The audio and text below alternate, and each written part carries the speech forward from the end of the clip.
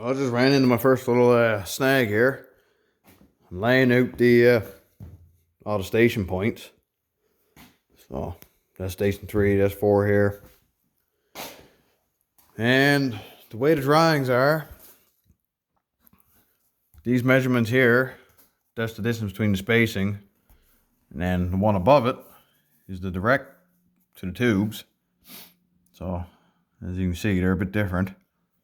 That's 41.5, and that's 41 3/16 from actual point to point and taking an angle. So I was just using all these bottom numbers, but up here is where it changes. As you can see, this is from this point up to this point, which is 48 3/16. So that's the actual like tube length.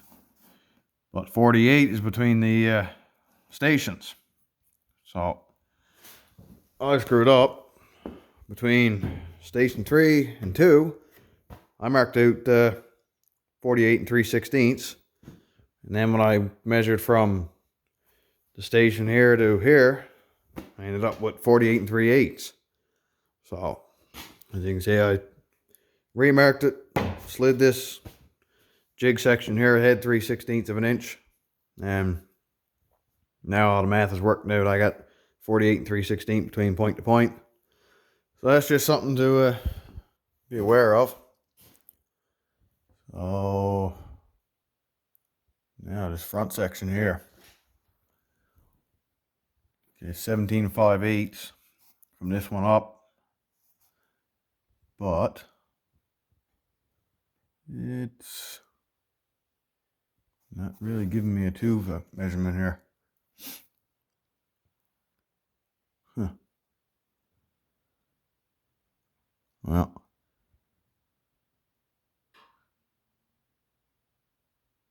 I don't know. Guess I'm just gonna have to mark out these coordinates. I did make my jig block things here, whatever the hell they're called, 2 spec. So theoretically, I should be able to put the front of this one to the front of this one at 13 7/8, and that should be it, I guess. Go 17 5/8. A straight line, I'm assuming. I think 21 5/8 wide. Yeah, I'm gonna draw it out, see what happens, and then I'll come back. Okay, I just figured out my front jig block is in the right place now. So going from this point, 17 5/8, it brings you right to the edge, which doesn't look right on the plans. If you go square, it's right about there. You're about almost an inch back.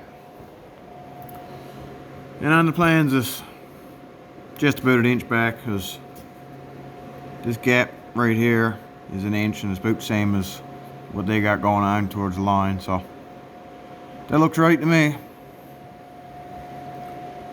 If it's not right, then I guess I'm gonna have a long nose PA14. More leg room. So that's that figured out. Hello everybody. It's day 2 of the airplane build. You can see I got the longerons laid out now anyway. And on the other video I was talking about this block on the back. I left it out. I don't see the need of it. Made things easier for lining up with the blocks and everything. This orange line here that you see, that's the datum line, that imaginary line.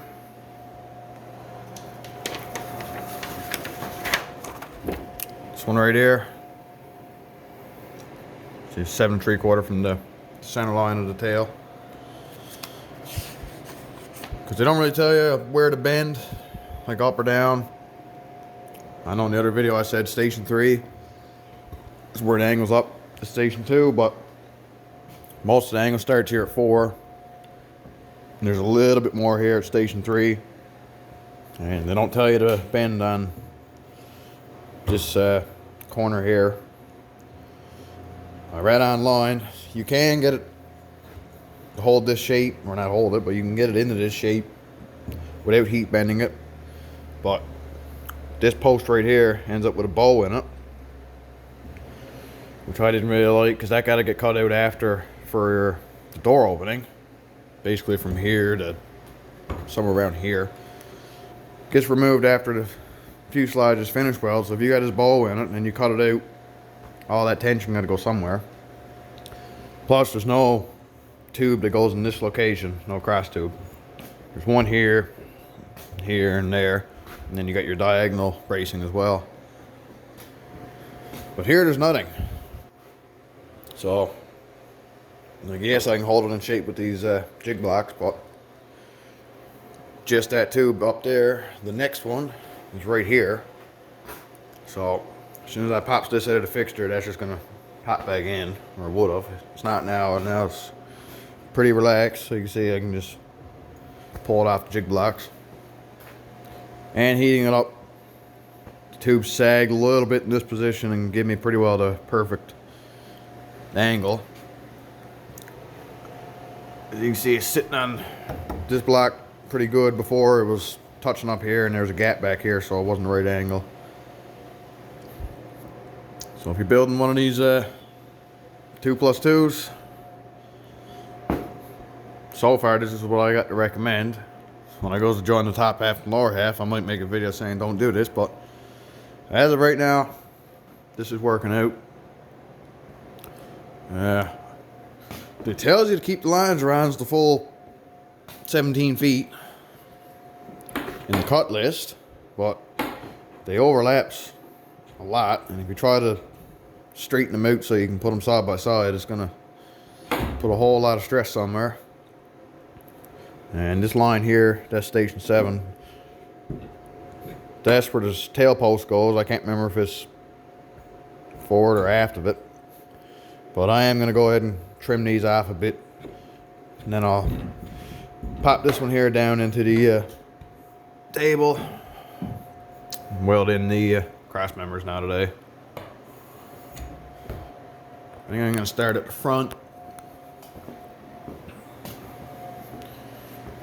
Right here, it's a 1/2-inch tube that gets inserted in here, and then you heat this and bend it to meet up with this point here.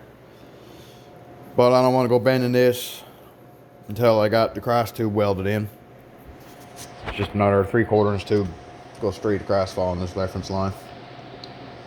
So I'm gonna weld that in, insert my 1/2-inch tubing. I might tack it in place and then bend it, or I might just use the tubing to bend it and then tack it after. I'm not sure. I'll see what it looks like with the 1/2-inch tube stuck in there first. Is that on this? No, next page. Page I'm supposed to be on. See, that's it here. Your 1/2-inch goes in 5/8 into the 3/4. And that's this. So this tube here, T2, is the one I'm going to be welding in first. It's a 3/4 35 wall, 40.5 inches long. So yeah, well, TL tube, 204 inches. Just the main lines run. So, and as you can see here in the plans, this tube is dead straight, so I kept it that way. So yeah, I'm gonna start cutting and coating some tubing. Probably gonna show it later on, and I can show this one because it's gonna be the very first one, and it's probably not gonna come out the greatest. There's a bit of a learning curve to this. This one's 290 degrees, and it's two of the same size tubing. Like this line's around is 3/4. This other one here is 1/2-inch, like I said, and T1 I believe is 5/8. So 3/4, half, 5/8. And T3 here, the first cross station, that's 7/8 tubing, so that's bigger than the lines runs. And T5 is, I believe, 5/8. Nope, 1/2-inch. And T7 is 3/4. So 7/8, 1/2 inch, 3/4. So they really just really only used the exact tubing size for the strength that they had to. They didn't just go, screw it, we'll use 3/4 the whole way through or anything like that. It's pretty, someone did some thinking. T-Ford 6 diagonals are 5/8 and 5/8, so yeah. We got 3/4, 5/8, 1/2 inch, and 7/8 all to go. Just in this upper section in the bracing. And like I said, this tube will get added in T1 or TL1 and T1. And that's it then for this. The rest of this is your V structure on your windshield. And same thing, this just ties everything all together. That's all part of the upper structure. This is upper structure, that's upper structure. Basically the only thing we're doing is this outline and from here back. So I'm gonna get cutting and welding, or cutting and tacking and bending, and I'll come back when I get some progress to show you. Here's a little trick if you gotta cut two angles on a piece of tube and you want them in line. It's just one of them little center finder things that a ruler goes in. Same as that. I got a bunch of them. All I do is super glue it to the tube. And then when you put your tube in your side, put a level on it. Try not to go hitting too hard because it might break off, although it holds pretty good. But yeah, level it up. Cut your first angle, and then when you flip your tube around and cut the other angle, just throw your level on it. And it comes up good that way. You don't gotta try and mark a line down and get the line lined up all the time. Honestly, this is easier. And just when you're done, take that and snap it out with your fingers and clean it up with a bit of MEK or something. And there you go, you got her. There you have it.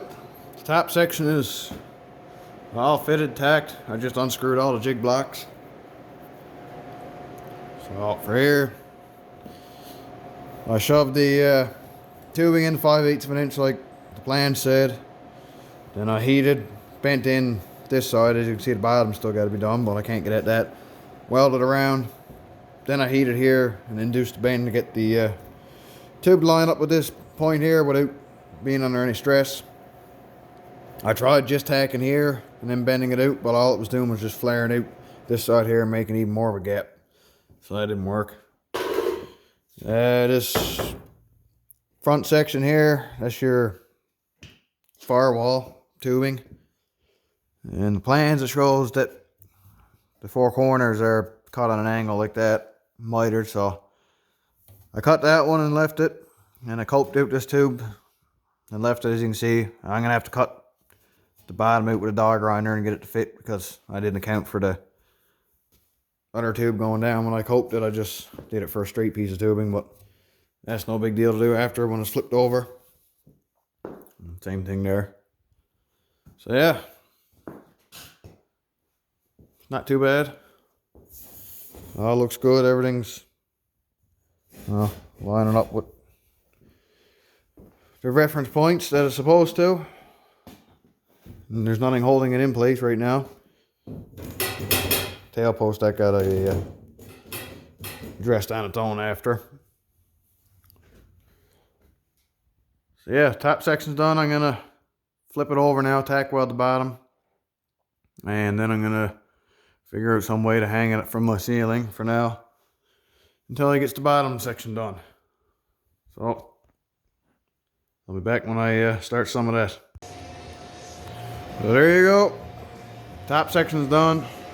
I got it hanging up. Lift with a ratchet strap going across the post. And on the back here I had just some random scrap brackets. Tacked two of them together and welded on the wall. Or welded it. Screwed it on the wall. And I went around on the table and put some 320 sandpaper and I just sanded off my lines. Obviously you can still see the shadow where everything was, but I can work with that. A lot of people that paint the table afterwards, I don't want to do that because as you can see, shit burns up, and I'm not a particular fan of burning paint smell or the fumes that come with it. So tomorrow I guess I'll start out making the rest of the jig blocks. There's two more front ones similar to the ones I had to make for the top section, so I'll get them made up. I thought there was a block on the back. Yeah, right here. So I gotta make another one of them stupid blocks. I didn't use the last one, but this one I have to use because as far as I know, it stays in place when you're welding in the tail. So that one needs to be there when you're joining the top and bottom sections, as far as I know. So I'll get at that now tomorrow. I'm done in here for tonight. So anyways, that's the end of this episode. If you enjoying this whole airplane building thing, there's not a whole lot of info on these WAG Aero 2+2s that I could find, which is kind of strange because there's a lot of them built. The plans have been out since 1982. So I mean, that's what, 38 years they've been on the go. And there's like hardly, I don't think there's any build videos on YouTube, not that I've been able to find. There's only one. There's a few forum posts about it, but if you're interested in this specific plane, or if you like planes at all, hit that like button, subscribe, leave a comment if you want to ask any questions, and have a good one, everybody.